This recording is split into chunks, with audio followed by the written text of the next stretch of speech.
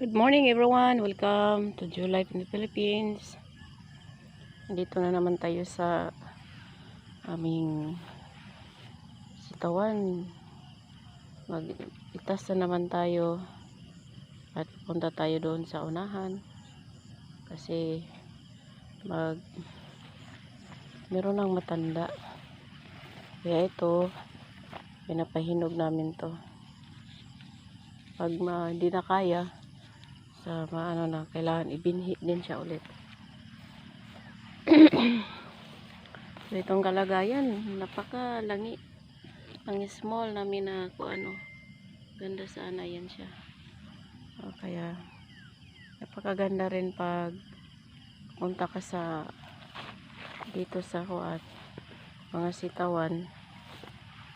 Siya, yung makadaan ka talaga at makikita mo na sila. Yan. So itong ganito, pwede na to siyang pitasin. Kaya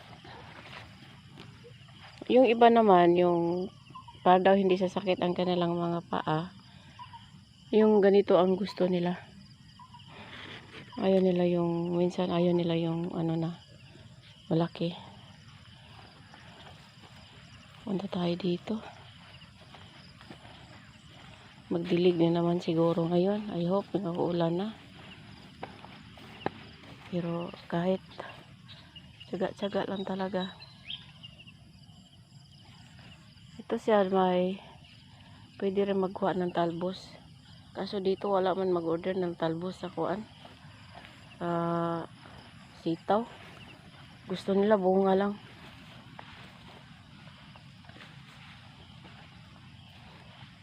Doon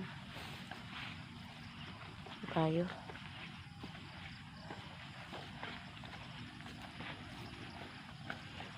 Yung mga ganitong haba ng sitaw namin.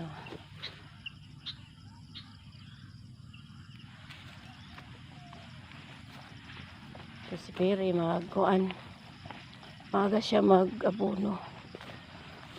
Excuse me. Kaya kailangan diligan yung maliit kasi yan na naman ang kapalit niya. Good morning po, Ma'am Elsa. Good morning po, Ma'am Maryland. Good morning, viewers and subscribers. Samahan niyo ako. Punta tayo dito sa mga sitawan. Yan. Mamaya magluto ako. Mag-isa ako ng sitaw. Sitaw na may bagoong hipon. Ang ganda talaga na tangkawayan na ito. Ito siya. Kaya yung si Perry andoon sa bahay ng may-ari ng kawayan. Pinalan din ng gulay. Sa kabila.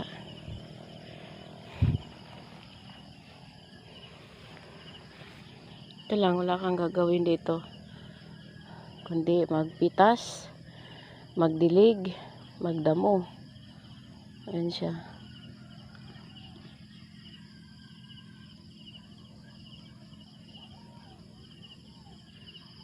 Ito yung kabuntagon dito sa punta tayo dito. So, meron kami mga kawayan na gagmay diha.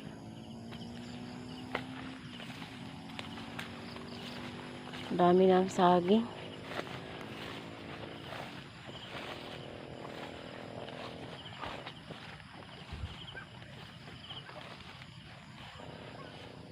Dito banda yung sitawan.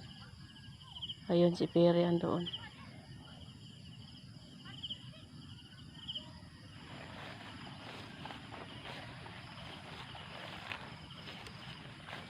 Kailangan dito pag magsubay-subay ka, magbuta ka talaga.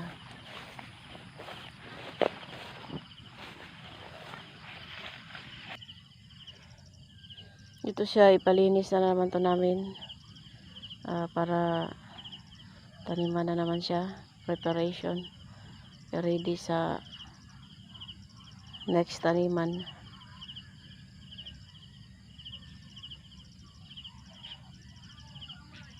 Ha?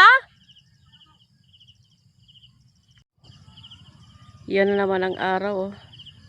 Pasidlak na naman.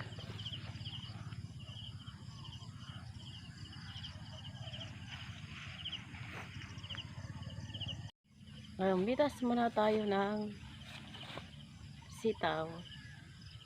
Meron na kami mga kuan, mga binhi, oh.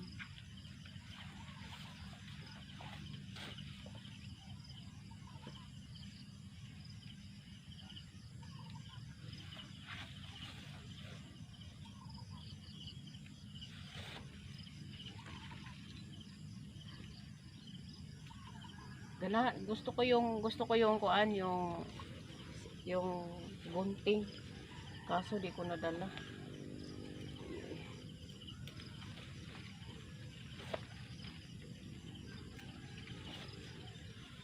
Haba ng aming binhi, oh. Ayan. May binhi sa sitaw.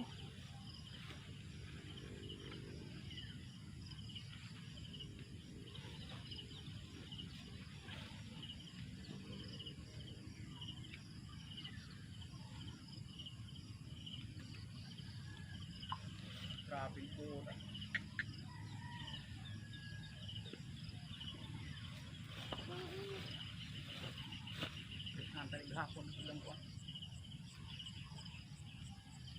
Kapag sobrang init, Labong pa kayo. Sige, harvest.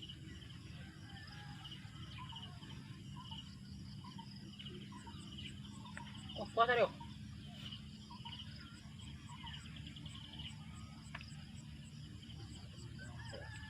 oo.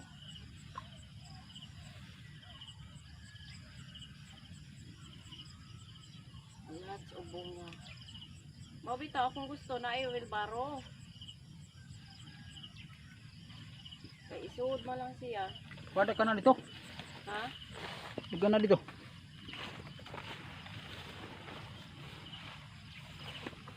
Oh, nalawa na mo. Kuning na ba siya nabilin?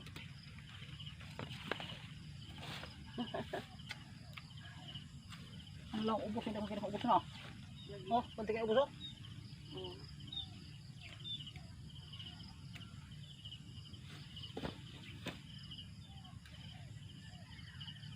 Ay, lumaak. Kapaliw ko. Akit po mo ng patay, eh. Yan na ng patay tayong tanga. Alam mo, ulo mo na muna eh. Laing mo pa ano. Okay, boss. Baan ni akong bossing, oy.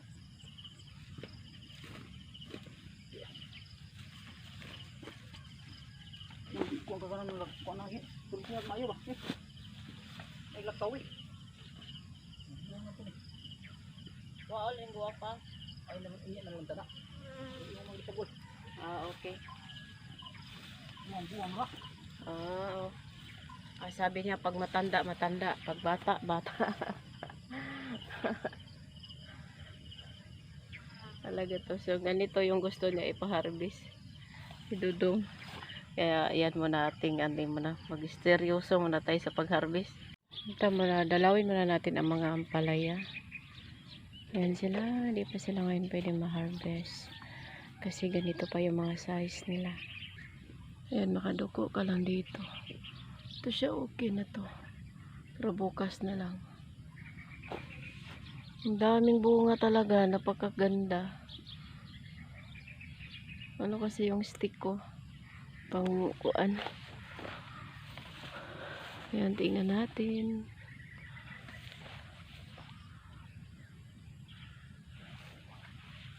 Ayan, maliliit pa ang iba. Ayan sila, oh. Hanggang doon sa dulo yan. Pasyalan natin. Nakayuko na ako.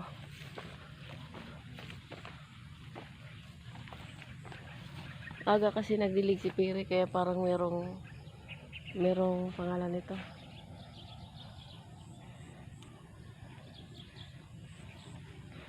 Basa-basa.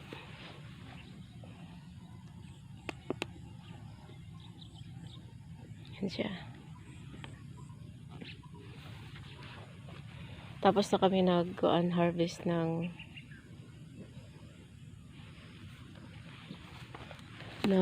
pangalan nito. Ang cute talaga tingnan. Yan sila dyan. Oh. Ito siya, masarap ito siya tingnan. Oh.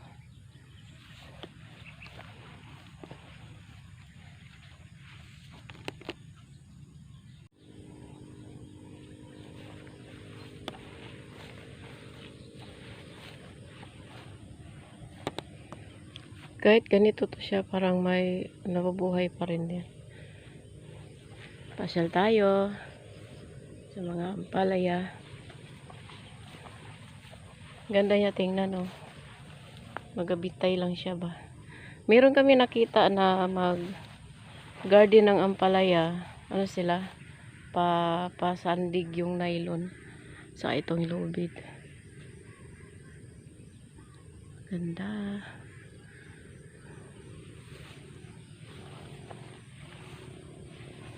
Yan, kailangan na naman may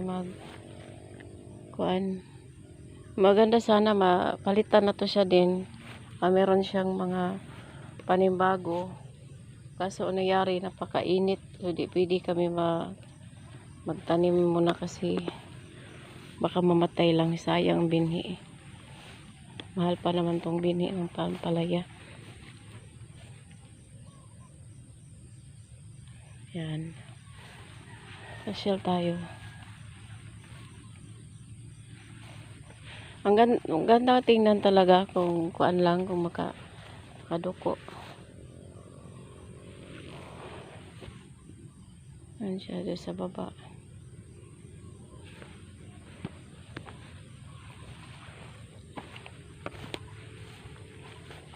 Ang ampalaya pang gamot din to sa mga diabetic. Kaya pag dalhin mo to sa palengke, ako, lalo na pag good ang yung ampalaya, yung maganda ang kuan ba, itsura, pag aagawan nila yan.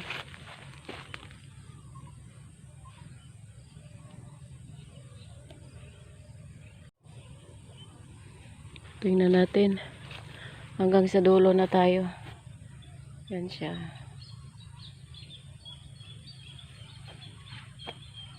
Yan. Yuyuko ka na lang. Maaga pa kasi kaya yung camera ko ano pa.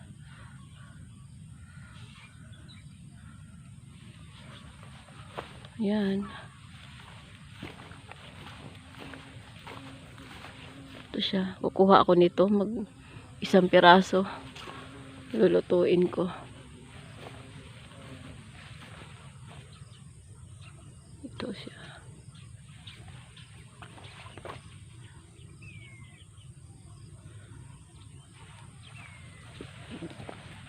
Ganito ang tsura ng lupa. Malangi dahil walang ulan. Dilig-dilig lang. Pero nagbigay naman sila ng bunga. Malabong na sa taas.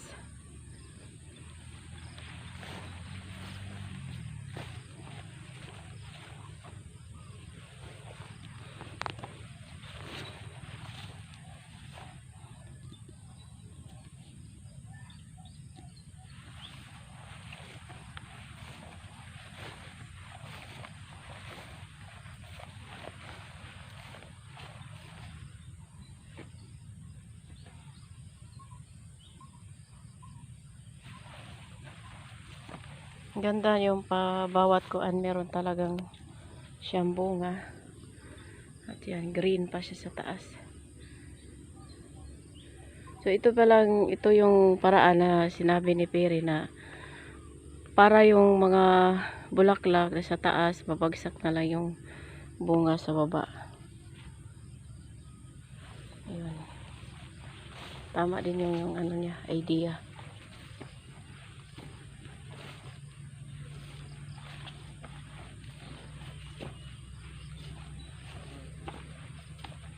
Tapos kailangan maagat hapon, lagyan mo siya ng dabukan magsunog para walang kakain na insekto.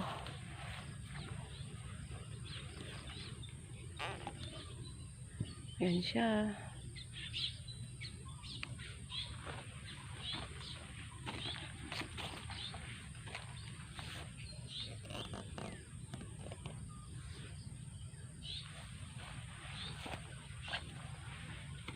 Maghanap ako ng isang piraso. Lulutuin ko.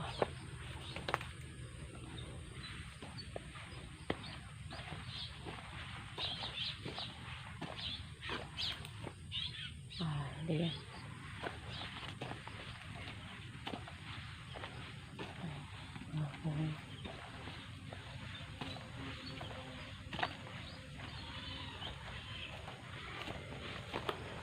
Dito.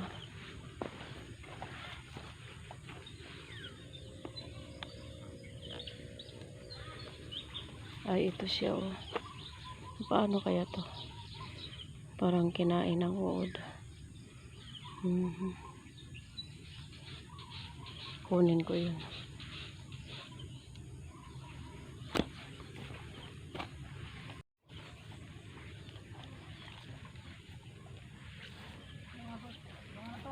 Oh.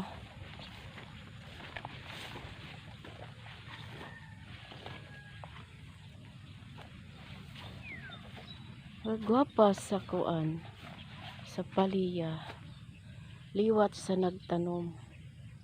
Maya, asa naman to? Ah, okay.